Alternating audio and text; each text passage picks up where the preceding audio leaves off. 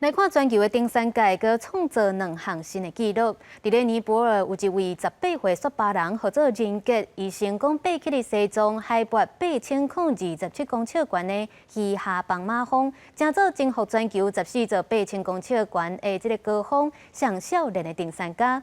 另外，这个挑战14座高峰的人数嘛是创新悬，敢若一个月就有20个人来拼这项纪录。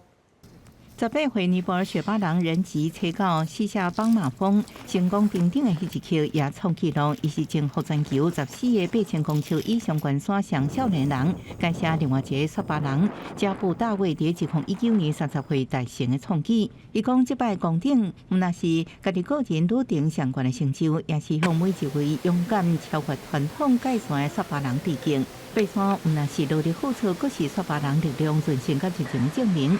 出发进程也因为差一组夺下纪录，受到国际注意。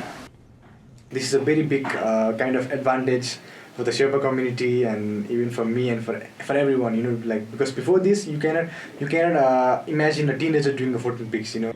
因征服全球14个8000公尺以上悬山无简单，目前有差不多50人成功。因爱用穿过空气当中，无法度长期维持人类生命的死亡躯壳。意大利登山家梅森纳1986年完成，迄时阵用16年。即马干了这个月度20人已经完成13座，特别挑战成功，因自己伫西藏准备完成梦想。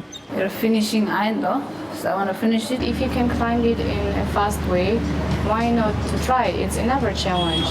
这人有的是受高收视纪录片的刺激，有的是因为高科技的协助，更较有胆识。爬山技术、天气预报甲后勤资源的进步，拢互以前无法度达到的目标，成做更较简单。公司新闻，恩文林评价。